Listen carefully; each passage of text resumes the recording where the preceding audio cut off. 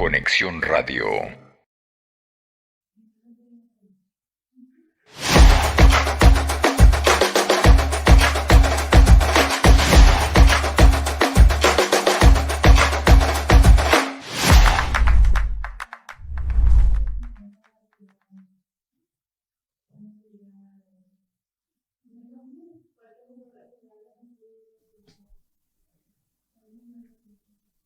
Muy buenas tardes, querida audiencia de Ovalema, día viernes, ya con aire para fin de semana, relajados ya para descansar de una semana larga, los niños ni qué decir, y hoy queremos continuar conociendo las candidatas. Yo hago mucho énfasis en las candidatas, pero en realidad conocemos a candidatos y candidatas para las elecciones 2023 y hoy queremos conocer a una candidata a senadora cuyo movimiento luego me encantó y que ella seguramente nos va a contar de qué se trata porque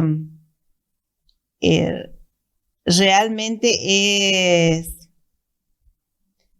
es muy importante el eje que ella tiene en cuenta para su movimiento. Algo que yo personalmente creo fundamental, porque esa es la verdad, es fundamental para el cambio real en el país. Ustedes saben, y saben, porque yo permanentemente repito y mucha gente me conoce, ¿verdad? Yo fui docente, me considero humildemente una docente de vocación.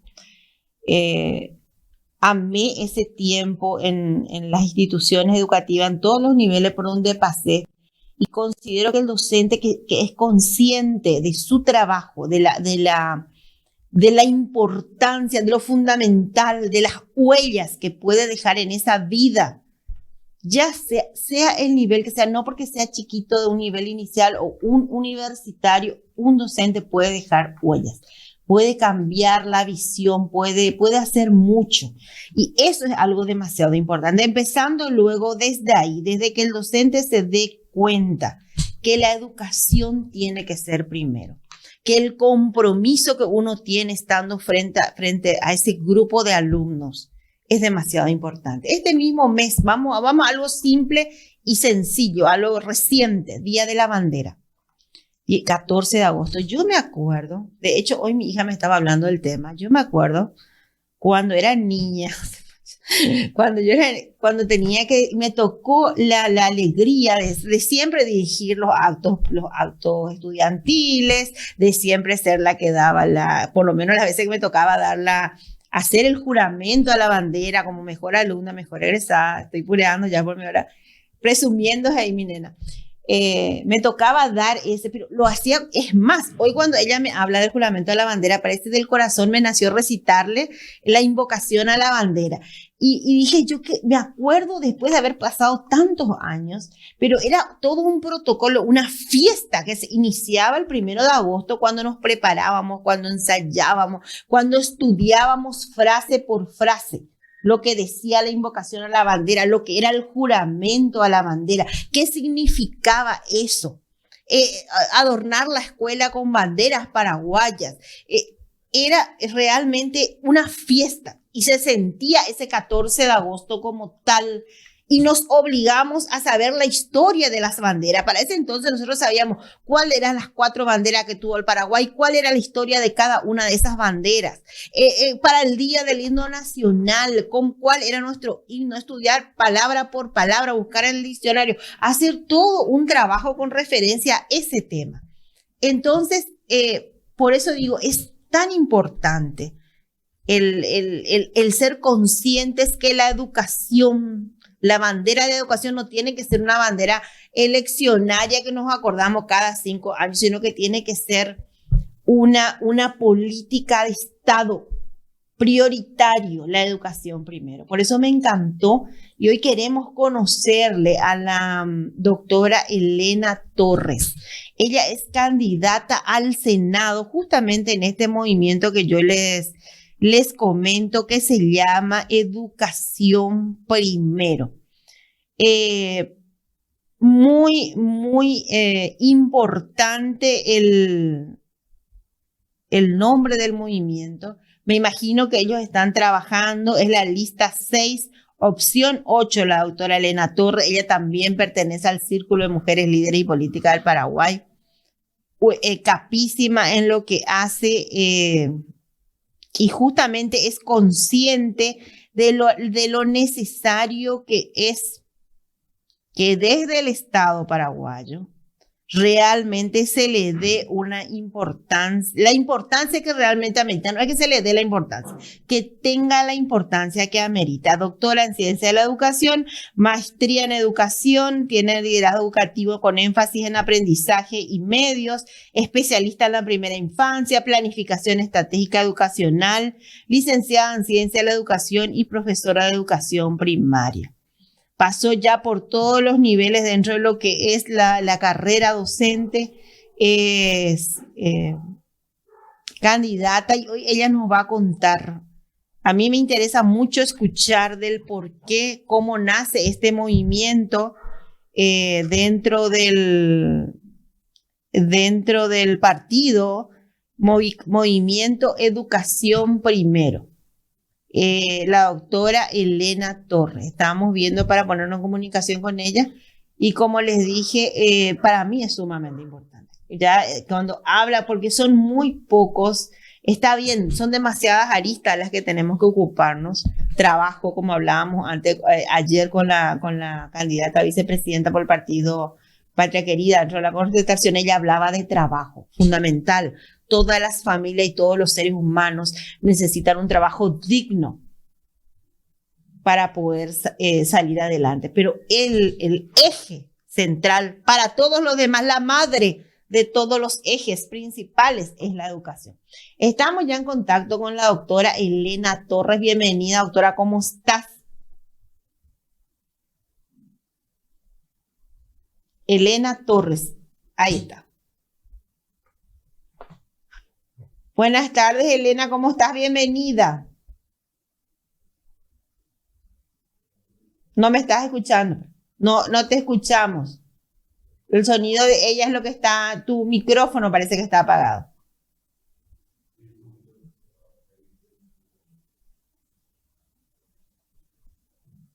Ahí está solucionando el problema técnico de su micrófono. No le estamos escuchando. Movimiento Educación Primero. Más allá de lo que me gusta es el nombre de su movimiento.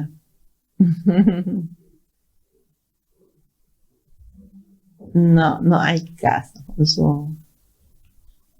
Algo está pasando con tu micrófono, Doc. Sí, vamos a ver que solucione un poco el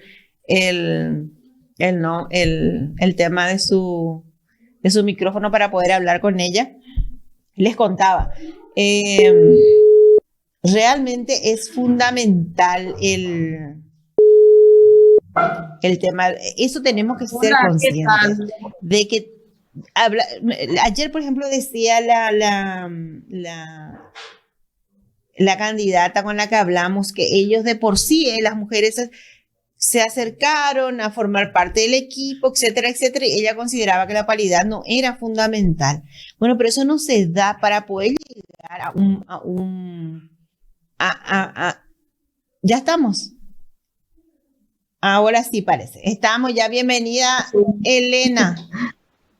Elena, bienvenida. Muchísimas gracias. Realmente, Perla, es un verdadero placer poder estar en comunicación contigo. Realmente muy contenta y con mucha expectativa. Muchas gracias. Elena, me encanta el nombre del movimiento. Decía hace un rato cuando empezaba el programa de que la educación primero. Qué importante. Contame primero, ese movimiento está dentro del partido. ¿Cómo es el tema del movimiento Educación Primero? Sí, el movimiento Educación Primero, quiero hacerte una pequeña historia porque realmente es muy interesante saber de dónde surgimos, ¿verdad? Yo fui directora general de Educación Inicial con el ministro Peta y tuvimos muchos sueños, especialmente en primera infancia, ¿verdad? Trabajamos muchísimo, se logró varios objetivos, entre ellos, por ejemplo, la construcción de 17 espacios educativos para niños de 6 meses a 2 años, 11 meses, ¿verdad? Y luego contratamos 3.000 profesionales para que podamos trabajar en primera infancia. En febrero de este año, cuando yo salí, se vio un poco truncada por el hecho de que no pudimos cerrar ese espacio. Entonces, con los compañeros exdirectores y el señor Peta, hemos conversado y él nos dijo, el señor Peta nos dijo, bueno, si van a tomar en serio y si realmente se van a reunir y se van a poner firmes, entonces yo voy a apoyar este movimiento. Y así nació el Movimiento Educación Primero por el interés, por la necesidad que tenemos especialmente de trabajar por primera infancia, porque es una deuda realmente histórica. De hecho que también están otros compañeros que son profesionales de otras áreas, pero les cuento que acá la paridad quedó corta, porque somos 80% de mujeres que estamos siendo candidatas dentro de este movimiento, ¿verdad? Y sí estamos con el ANR, ¿verdad? Con el Partido Colorado, pero el movimiento es sin chapa presidencial, ¿verdad? Nosotros nos abocamos bien para poder llegar al Congreso. Candidato a senadores y diputados presentan, Elena. Sí, senadores, diputados y también junta de gobierno. Así es. Junta de gobierno. ¿Y vos estás en opción 8? ¿Cómo? Sí, está bien. Lista 6, opción 8. Lista 6. Yo estoy como lista 6, opción 8. Lista 6, opción 8. ¿Cuáles son tus expectativas, Elena, llegando al Congreso Nacional y con tu experiencia? ¿Cuáles son tus expectativas? Bueno, la primera expectativa realmente... Sí, tenemos varios puntos, pero como le decía, lo que más nos urge un poco trabajar es por educación, ¿verdad?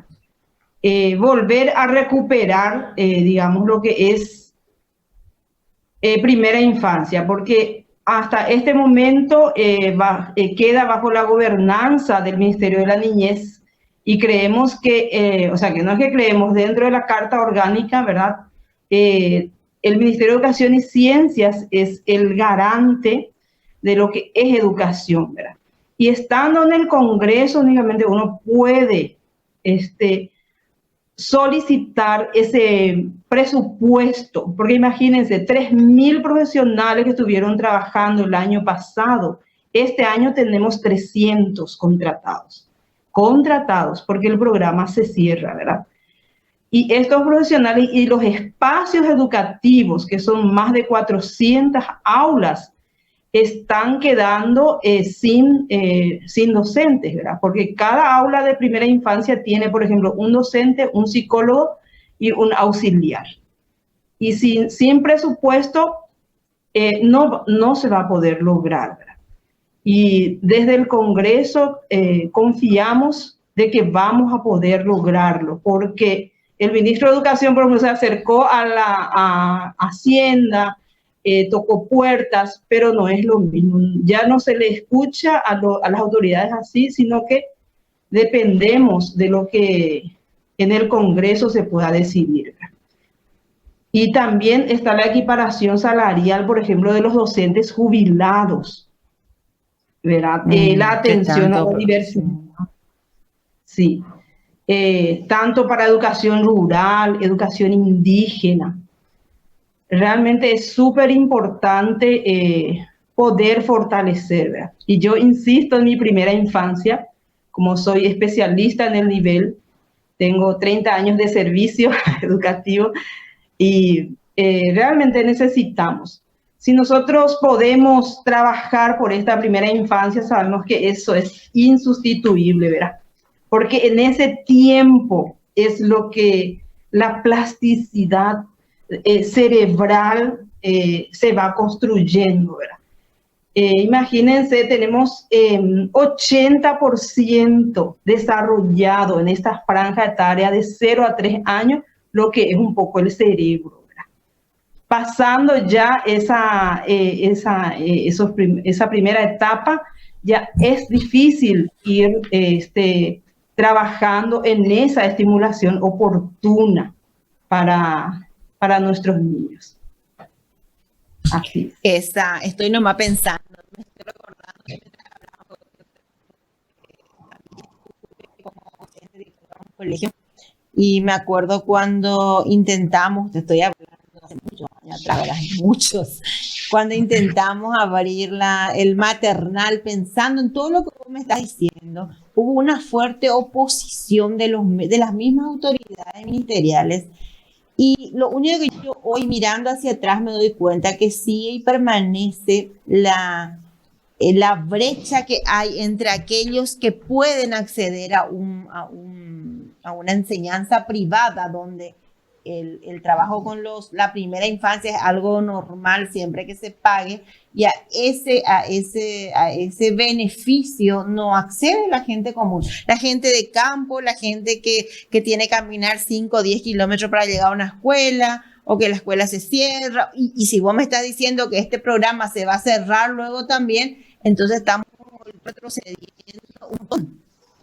O sea, nada cambió desde la época que yo te estoy hablando, que es de hace muchos años atrás, ¿verdad? Cuando habilitamos un nivel maternal pensando también en las madres, porque acá también está la otra. Nosotros tenemos una situación a nivel Paraguay donde las mamis tienen que salir a trabajar. Y qué mejor en una institución donde puedan estar contenidos, controlados, y bien atendidos los niños, como vos decías, el tema de todo eso que explicaste, ¿verdad? Y es una pena, y más, y me imagino que vos habrás recorrido también el país dentro de tus funciones como directora. Sí, tuve la oportunidad de recorrer todos los departamentos de nuestro país, ¿verdad? Y logré en Bahía Negra, por ejemplo, la construcción de un aula de educación inicial, ¿verdad? Nosotros en el 2019 hemos habilitado 542 espacios porque no teníamos de 3 años ni 4 años, mucho menos, ¿verdad? Y refiriéndote un poco a lo que decías recién, a los que están siendo atendidos, 17 construcciones se llegó a aprobar, de los cuales 14 están vigentes en este momento, atendiendo a los niños de esa franja etaria, ¿verdad? De 6 meses a 2 años, 11 meses, donde son atendidos por nutricionistas, los docentes parvularios, y también tienen psicóloga en cada espacio educativo, y esas construcciones se desarrollaron dentro del espacio de una escuela. ¿Por qué dentro de una escuela? Porque las instituciones oficiales es del Estado paraguayo. Entonces, para garantizar que estos profesionales puedan continuar allí, entonces, por eso era necesario que se construyan esos espacios, ¿verdad? Pero, como te decía, desde este año de julio más o menos, el rector de ese espacio es la gente del MINA, ¿verdad? Ellos también forman una parte muy importante de lo que es primera infancia, pero se tiene que trabajar en forma integrada y también garantizarle a estos profesionales con un rubro permanente, porque el programa puede terminar en 2 o 3 años, y cómo queda otra vez esa inversión millonaria que se hace, ¿verdad? ¿En qué departamento se llegó a hacer eso? ¿En cuáles? Tenemos en 14 lugares. En Asunción tenemos 2, en la Escuela María Felicidad. En San Lorenzo está dentro del espacio Saturio Ríos. Tenemos en Guairá, Alto Paraná, tenemos 2 en Santa Rita, y en en Ciudad del Este. Paraguarí también está dentro del espacio educativo este de IFD. Sí, está en funcionamiento. Y Qué ustedes saben Decime, que... Elena, ¿cómo? Sí. Sí. No, el espacio educativo no solamente alberga a los niños, sino que también tiene una construcción súper adecuada en la cual los chicos del tercer ciclo, por ejemplo, pueden acercarse allí y hacen sus experimentos porque está preparado para cultivar en ella la parte de herboristería, por ejemplo.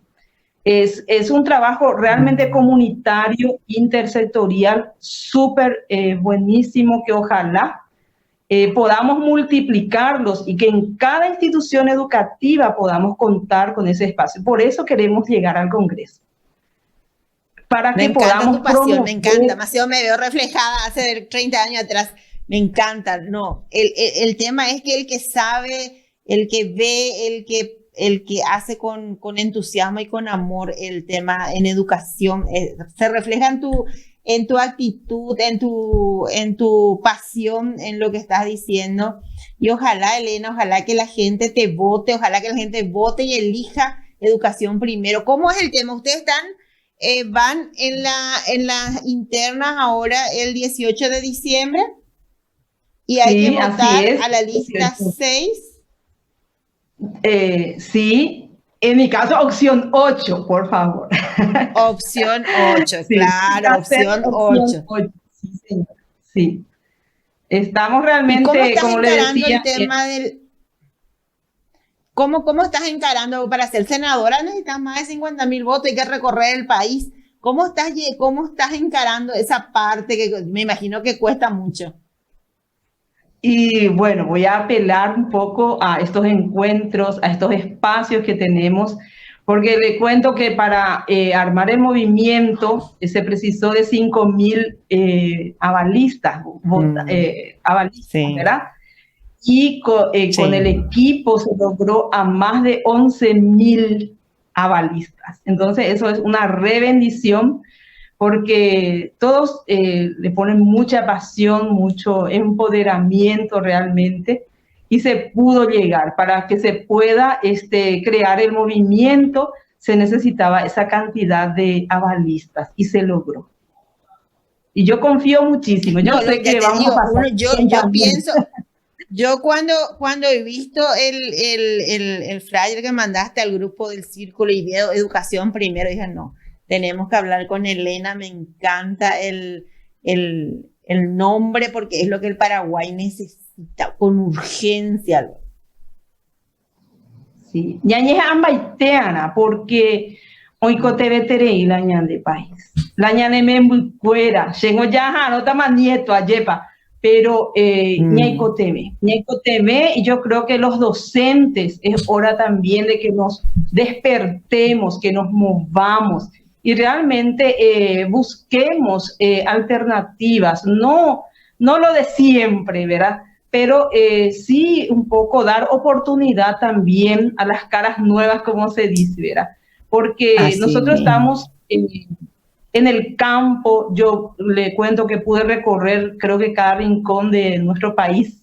Además soy chaqueña, nací en Bahía Negra y conozco todo el Chaco y hay muchísimo por hacer realmente y yo confío mucho que vamos a llegar. ¿De qué ciudad sos, Elena? ¿En dónde tenés tu Yo, domicilio? ¿En qué ciudad? yo en Mariano Roque Alonso vivo, Mariano acá en el Roganos. límite entre Bueno. Loma Huitá y Roque Alonso. Bueno, Elena, un placer conocerte, hablar contigo, que la gente te conozca. Vamos a estar en comunicación. Esto recién empieza, todo nuestro apoyo a Educación Primero y ojalá que los afiliados al Partido Colorado sepan elegir la opción 8, lista 6. Al revés, sí señora, la lista 6, opción 8. Mira, muchísimas gracias a Guyejeta y Tere IPM, Jaña y Meta en contacto para que podamos ir surgiendo y tener mayores oportunidades también para nuestro querido país. Así mismo. Muchas gracias, Elena. Hasta pronto, hasta la siguiente. Gracias a vos, un placer.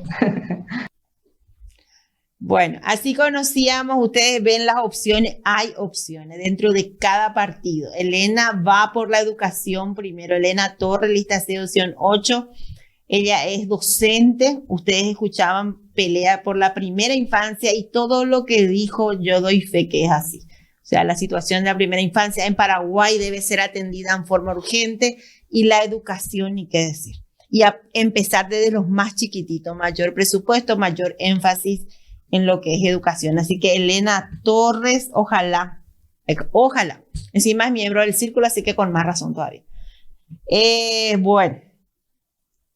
También dentro de los programas que vinimos haciendo, ¿se acuerdan? Allá creo que fue al inicio, allá por mayo ya que habíamos hablado, que nos hicieron llegar la preocupación que existía dentro de los municipalistas con referencia a la caja municipal de los municipios. Me acuerdo que hablamos con el presidente en ese entonces, Bernabé Peralta se llamaba, y después hablamos con la persona que denunciaba, porque se había denunciado de que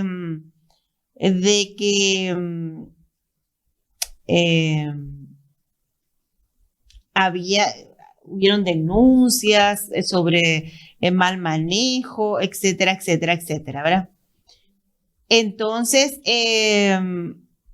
nosotros nos habíamos comunicado con este señor, él explicó una serie de cosas, su contraparte también, nos dijeron que eso se fue a instancias, que había problemas con la comisión directiva, etcétera, etcétera. Se presentó una acción de inconstitucionalidad, creo que una o dos acciones de inconstitucionalidad en la Corte Suprema, o sea, era una serie de problemas que no, eso pues trasciende. Cuando hay problemas en alguna comisión, no es solamente la comisión, y mucho más cuando está en peligro, en duda o en la mira, algo tan importante como es, y lo hablo con conocimiento de causa, cuando estás jubilado o jubilada, trabajaste toda una vida, aportaste, y querés llegar a ese beneficio de disfrutar de ese tiempo de descanso con un sueldo, con un salario que vos mismo te ganaste, ¿verdad? Y eso está en peligro o está amenazado, entonces ahí es donde surge la preocupación tremenda, ¿verdad? Entonces nosotros hoy nos informaron de que hay una resolución ya de la Corte, ¿verdad? En referencia a esas acciones, y estamos en comunicación con el doctor Aldo Alvarenga. Él es abogado y nos va a contar qué es esta resolución y en qué forma afecta. Buenas tardes, doctor, ¿cómo estás? Bienvenido a Valema. Buenas tardes, Perla, ¿cómo estás? Un gusto. Muy Estoy bien. medio incómodo aquí. Igualmente. Por un pasillo en un sanatorio, pero voy a tratar de hacer todo lo posible para explicarte cómo está la situación real jurídica de los funcionarios municipales de todo el país, ¿verdad? Bueno, sí. Y queremos escucharte porque hoy recibí un montón de mensajes sobre el tema. Sí, salió una resolución de la Corte que rechaza in limine una acción de inconstitucionalidad promovida por miembros del Tribunal Electoral Independiente de la Caja Municipal. La resolución viene a ser un rechazo de todas las pretensiones que ellos mismos están queriendo para dilatar los procesos electorales y en sí el proceso fraudulento que hace 2 años y medio, ¿verdad? Y un poquitito de meses o días estamos nosotros esperando esta resolución, porque quiero comentarle a la audiencia, a los que no saben, ¿verdad? Y a vos también, Perla, que se hicieron las elecciones en la Caja Municipal, donde ya no se podían candidatar ciertas personas, ¿verdad? ¿Y quiénes fueron las ciertas personas? Fueron las personas que fueron electas, ¿verdad?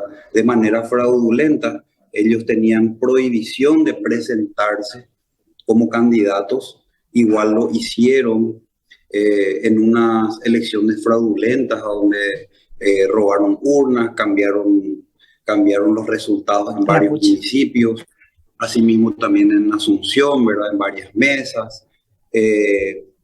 También no le incluyeron en el padrón a varios adherentes a nuestro movimiento, porque éramos 3 movimientos que estábamos pugnando, ¿verdad? De los cuales 2 principales, uno el fraudulento que quedó al final, ¿verdad? Pero hoy día ya está de salida, de acuerdo a lo que dice la resolución de la Corte. Y entonces la resolución de la Corte habla de un rechazo in limine de toda pretensión, ¿verdad?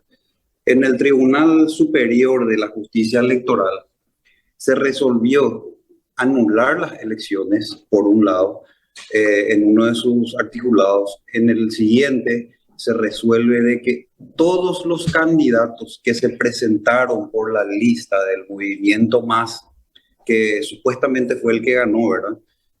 Quedan inhabilitados. Que es el actual presidente, o sea, que es el Bernabé Peralta que está ahora, ¿verdad? Así mismo. Él queda inhabilitado de por vida, ¿verdad? Él queda inhabilitado de por vida junto con el señor Luis Caballero, y ellos ya no pueden participar de las elecciones, y los otros miembros del Consejo, así como los suplentes también que pugnaron por la misma lista del MAS, quedan inhabilitados para estas elecciones que se van a tener que volver a hacer nuevamente.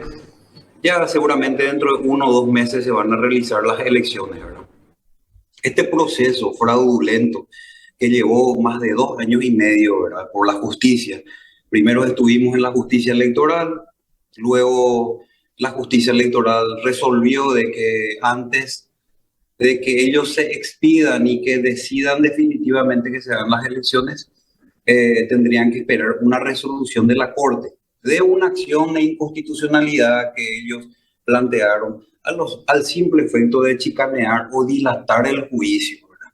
Entonces, al salir esta resolución, ellos automáticamente ya no son autoridades, ya no pueden firmar un solo documento a partir del día de hoy, que la resolución eso mismo es lo que establece, ¿verdad? Las elecciones se deben realizar nuevamente y seguramente se van a realizar en un plazo entre 1 a 2 meses, ¿verdad? Contando a partir del día de hoy. Y los miembros directivos, los miembros de la comisión directiva o del consejo que fueron electos, ¿verdad? Otra vez de manera fraudulenta, les aclaro, ellos ya no pueden candidatarse. El movimiento sí puede candidatar a algún candidato, pero quiero aclarar esto porque las mentiras que ellos manifestaban durante todo este tiempo era que, bueno, que esto no iba a salir, de que esto no corría, de que ellos ya pagaron, inclusive lo digo responsablemente, ya pagaron a ministros, a un diputado en específico, ¿verdad? Para que esto se dilate y que se vaya por 5 años el juicio. Entonces vuelve a convocarse dentro de 5 años las elecciones y acá nosotros quedamos a la deriva, ¿verdad? Y lo que pasó ahora fue que la Corte Suprema resolvió en un juicio, en un juicio determinado, que es el que le estaba contando, que eso debe de continuar su proceso, y ahora se va a convocar nuevamente el proceso electoral que quedó en la inscripción de candidaturas, ahí a donde ellos fueron anulados, ellos fueron inhabilitados, así como te dije, Perla, 2 de ellos de por vida, que es Bernabé Peralta, el actual presidente, ¿verdad? Que está en la función, o que estaba hasta el día de hoy, y el anterior, que es Luis Caballero. Por otro lado, ellos con las mentiras. Luis Caballero, ¿qué cargo ocupa? Luis Caballero, ¿qué cargo ocupa ahora? Luis Caballero fue presidente de la Caja, luego se volvió a candidatar otra vez como miembro por los jubilados, ¿verdad? Ya teniendo esa prohibición. Ya no podía ser presidente de la Caja en un periodo atrás, hace 10 años, lo fue nuevamente. No se planteó un juicio de nulidad en aquel momento y ahora nuevamente fue reelecto. Pero ¿cómo pasan estas reelecciones, Perla? Estas reelecciones pasan porque los mismos miembros del Consejo, que son ellos, ¿verdad? En funciones, ¿verdad? Eligen a un tribunal electoral independiente, quien es encargado de juzgar las elecciones. ¿Qué pasa? Como son sus amigos, sus compinches, ellos resuelven muchas veces en algunos municipios donde faltan de repente miembros de mesa, donde de repente no se puede hacer las elecciones. Ellos simplemente colocan los resultados que a ellos les conviene, ¿verdad? Asimismo también en los municipios grandes, ¿verdad? Que nosotros le llamamos, que tienen mucha cantidad de electores, ¿verdad? Ellos manipulaban las actas electorales. Todo eso se pudo demostrar en estos juicios que se entablaron en la justicia electoral, y hoy día las elecciones se anularon por fraude electoral. Esa es la consecuencia de los juicios planteados, ¿verdad? Y bueno, y el perjuicio también es de que, un ejemplo, ya que me mencionaste a Luis Caballero es jubilado, tiene su sueldo de jubilado, aproximadamente 26 millones de guaraníes, y aparte es miembro del Consejo. Con sus beneficios alcanzan 36 millones de guaraníes. O sea, hay que sumarle 36 millones de guaraníes más 26 millones de guaraníes. Eso es en el periodo actual. Porque en el periodo pasado, donde él era presidente, llegaba a un salario mensual de 80 millones de guaraníes, ¿verdad? Y el actual, tenemos entendido que también ya se jubiló, entonces está cobrando sueldo de presidente y está cobrando sueldo de jubilado, ¿verdad? La Caja Municipal es una institución que se maneja con sus recursos propios. Y tal es así que ellos, al manejar sus propios recursos, tienen el consejo del que estábamos hablando, y cada año se autoasignaban los sueldos siderales, y llega al punto de que el sueldo de un miembro de la caja y del presidente es mucho más que el sueldo de un ministro del Poder Ejecutivo, ¿verdad? Creo que oscilaría alrededor del sueldo que tendría el vicepresidente de la República actual, ¿verdad? Entonces, es así la situación. La caja municipal debería de tener recursos para aguantar la crisis económica por aproximadamente 20 años, ¿verdad? Y usted sabe, Perla, que la caja municipal va recaudando 8.000 millones de guaraníes, 6.000, 4.000 mensual, pero el gasto de la caja de manera mensual es de 6.000 millones. O sea, estamos hablando de una institución que tiene una quiebra técnica. Nosotros no sabemos cuánto es el dinero en efectivo, como se dice, el dinero en caja que existe en la institución. La reserva matemática ya no existe. Se vendieron más de 600 inmuebles en sumas ínfimas, ¿verdad? Pero ¿cómo se vendían esos inmuebles? Se le vendía a un amigo de estos miembros fraudulentos. De repente se le vendía un inmueble que costaba $1 millón, se le vendía por 50.000, 100.000 dólares. Eso es un ejemplo que yo le estoy dando, ¿verdad?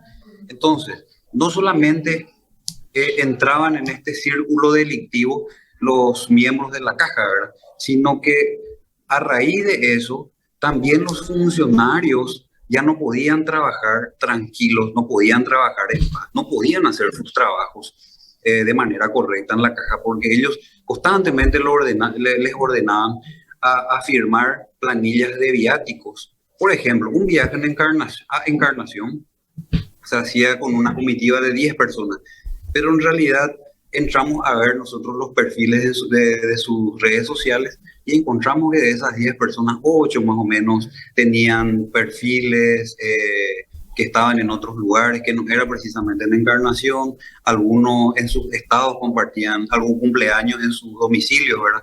Pero en los informes de la Caja Municipal decía que ellos estaban en una misión laboral en Encarnación, ¿verdad? Entonces, nosotros hoy día venimos a darle el apoyo total a todos los funcionarios de la caja municipal, ¿verdad? Que son aproximadamente 300 funcionarios, ¿verdad? Y lo manifiesto yo hoy día esto, Perla, porque estamos 3 equipos para pugnar nuevamente la caja, ¿verdad? El otro equipo es aquel que quiere desmantelar, desbaratar totalmente el funcionamiento de la caja y destituir a la mayoría de los funcionarios, cosa que eso no está estudiado, ¿verdad? Y tenemos que ser conscientes de que si nosotros le destituimos a un funcionario, eso va a acarrear una demanda judicial, gasto en abogados, gasto en documentaciones, gastos en indemnización, ¿verdad? Y al final el funcionario va a terminar teniendo la razón porque es un dependiente que recibe órdenes y si está en su lugar de trabajo y si es nombrado, entonces tiene todo el derecho de que se le asista o de que se le imponga un sumario administrativo para comprobar los hechos delictivos. Entonces, por un lado están los funcionarios, por un lado están los miembros que ya no tienen que estar, los fraudulentos, y por otro lado, la parte más importante, más sensible de la institución es el estamento de los jubilados. Realmente la caja municipal es propiedad de los jubilados, como así se llama en la institución, la caja de jubilados y pensionados del personal municipal se llama. Entonces, nosotros ¿qué hacemos los activos? Los activos somos, Perla, aquellos que aportamos cada fin de mes de nuestro sueldo un porcentaje, ¿verdad? En concepto de nuestra jubilación. Nosotros ¿qué hacemos? Lo que hacemos es la fuerza hoy día para que podamos cambiar esta institución, mejorar, ¿verdad? La caja sí se puede mejorar, la caja sí se puede llevar a un nivel de una institución de manera jerárquica en excelencia, ¿verdad? Porque maneja sus propios fondos, también puede hacer inversiones. Lo primero va a ser bajarle pero sueldo a todito a los zánganos que están ahí. O sea, los yo me que van a comprometo, entrar ahora también. yo me comprometo, Perla, a bajar el sueldo, ¿verdad? Por lo menos al presidente, porque es el cargo que yo estuve pugnando en aquel momento hace ya 3 años, en donde nos robaron las elecciones, ¿verdad? Y yo me comprometo personalmente a bajar el sueldo del presidente y en conversación con los candidatos a miembros de nuestro equipo, que se llama FACU, nosotros también llegamos a un consenso en bajar el sueldo, ¿verdad? Acorde a lo que es una institución pequeña, una institución pública que maneja fondos privados en la caja municipal. Y el compromiso está, ¿verdad? No, sabes que uno, eso doctor, y otro que yo pienso, más así cuando vos estabas narrando todo eso, me imaginaba yo, al menos acá en Encarnación, muchos funcionarios que no llegan ni al 1.000.000 de guaraníes, otro que, o sea, tremendo es la carencia de muchos municipios que igual aportan también a esa caja con la esperanza de alguna vez jubilarse, o muchos que están próximos a jubilarse que están en zozobra por toda esta situación que pasa allá. Tremendo, Mira, gravísimo. tenemos muchos compañeros, por ejemplo, en Asunción, ¿verdad? Donde estamos la mayoría de los aportantes, que somos aproximadamente 4.000 aportantes en la municipalidad de Asunción. Tenemos muchos compañeros, ¿verdad? Que no se están pudiendo jubilar, ¿verdad? Porque en la caja mismo le dicen, bueno, no te vas a poder jubilar todavía, presentar tu jubilación dentro de un mes, dentro de 2, dentro de 4 meses o dentro de 6 meses. Entonces la situación es incierta. Hay, por ejemplo, un ejemplo de personas que se quieran jubilar justamente en la municipalidad de Encarnación, ¿verdad? Hay varias personas, ¿verdad? Tenemos un compañero que está en la Plaza de Armas que no se está pudiendo jubilar simplemente porque la caja municipal no le acreditó el descuento que se le hizo ya años ya atrás, ¿verdad? Estamos hablando de hace 10, 15 años inclusive, ¿verdad? Entonces no se está pudiendo jubilar el compañero. Entonces, ¿qué pasó de su aporte? Y mira, no sabemos, ¿verdad? Nosotros justamente queremos entrar para limpiar el desorden que existe, la malversación que existe, ¿verdad? Aproximadamente 20 millones de dólares es el faltante que existe en esta institución, que nosotros no sabemos el destino de ese dinero, ¿verdad? Pero sí sabemos que los miembros actuales, ¿verdad? Que tienen de repente financieras, empresas, son prestamistas, ¿verdad? Los famosos prestamistas que hay por todas las instituciones públicas, ¿verdad?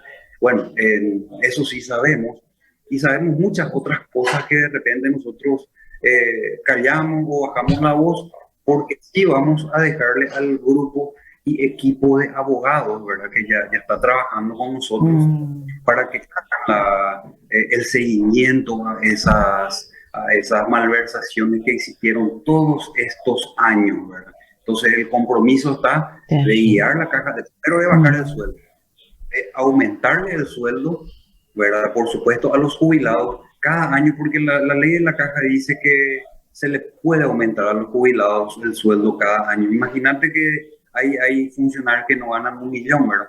Pero yo recorrí 4 veces el país, recorrí hasta el último municipio de San Pedro, ¿verdad? El más lejano, por dar un ejemplo. Y ellos no saben que existe la caja, de repente tienen beneficios, de repente no se les asiste. Y bueno, en ese sentido, nosotros ya creamos y tenemos un sistema informático para la realización de crédito, ¿verdad? La caja es medio contradictorio decir que la caja hoy día no tiene plata, pero Aldo Alvarenga promete hacer crédito. Sí, ¿por qué? Porque nosotros vamos a ofrecer estos inmuebles que los salientes no llegaron a vender, vamos a ofrecer en garantía a un banco nacional con el interés más barato que tenga, ¿verdad? Y hacemos como intermediarios entre el banco y el funcionario municipal y el jubilado, de manera de que un funcionario pueda tener al instante un crédito personal desde su teléfono, ¿verdad? ¿Quiénes le facilitan los datos al banco? Nosotros le facilitamos, nosotros tenemos cuánto gana, cuánto tiene de aporte y cuánto es su expectativa de crédito y hasta cuánto puede quitar un crédito. Vamos a volver a todos los créditos ordinarios, hipotecarios y especiales para la salud. O sea, van a hacer que funcione. Van a hacer que funcione. Claro. Doc, ¿esta gente ya fue notificada de la resolución? Tengo entendido que ya fue notificada esta gente, ¿verdad? Esta mañana. Yo no soy el titular de la acción, ¿verdad?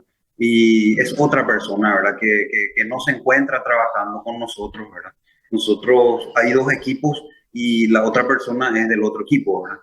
Entonces, pero nosotros manejamos las resoluciones y todo. Yo soy abogado y también tenemos varios compañeros del municipio de Asunción que siempre estamos pendientes de todo lo que ocurre en la Corte Suprema y llegamos nosotros a conseguir las resoluciones una vez que la titular del juicio en las redes sociales hizo un video diciendo de que la resolución ya salió, ¿verdad? Y en eso estamos esperando también una resolución ahora del Tribunal Electoral, del Tribunal Electoral de la capital, ¿verdad?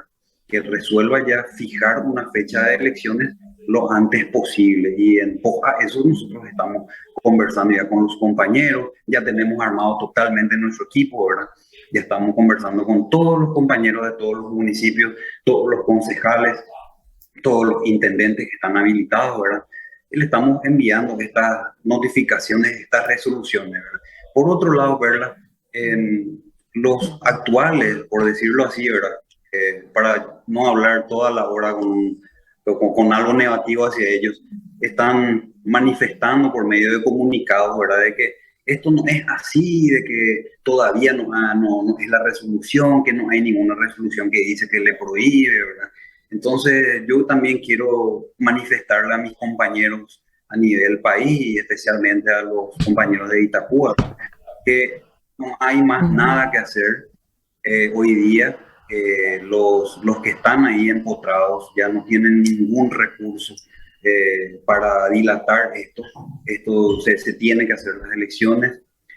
No se van a quedar los miembros antiguos porque ellos también están manifestando de que, bueno, salimos nosotros, pero se queda el equipo anterior con una reconducción tácita, ¿verdad? Eso es mentira. La reconducción tácita no existe. Ellos ya solicitaron en algún momento una reconducción tácita que les fue rechazada en el Tribunal Electoral de la capital. ¿Y para qué la reconducción tácita? De manera que se quede gente del mismo equipo de la mafia, ¿verdad? En la caja mientras que se realizan las elecciones. Entonces, una vez que nosotros nos presentemos, ellos le hagan ganar a su equipo nuevamente. Eso no va a pasar.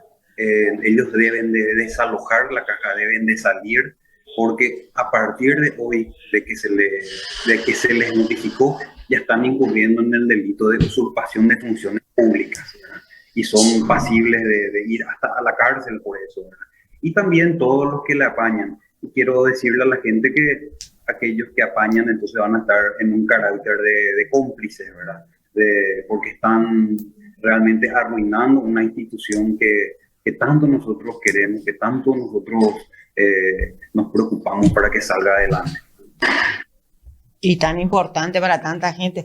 Bueno, Doc, muchísimas gracias. Vamos a estar atentos desde acá, porque ya te digo, hay mucha gente de la Municipalidad de Encarnación y de todos los municipios de Itapúa que siguen este programa, que de hecho me escribieron, como te conté, ¿verdad?, para contarme del tema, y que querían escucharte. Entonces vamos a estar atentos a lo que vaya pasando, ¿verdad? Porque esto seguramente que la semana que viene, entre que salga el llamado y demás, va a tener más noticias referentes a esto, así que vamos a estar atentos. Así mismo, estoy a las órdenes, querida Perla, y un saludo a todos mis grandes amigos del departamento de Itapúa, en especial a mis compañeros de Encarnación.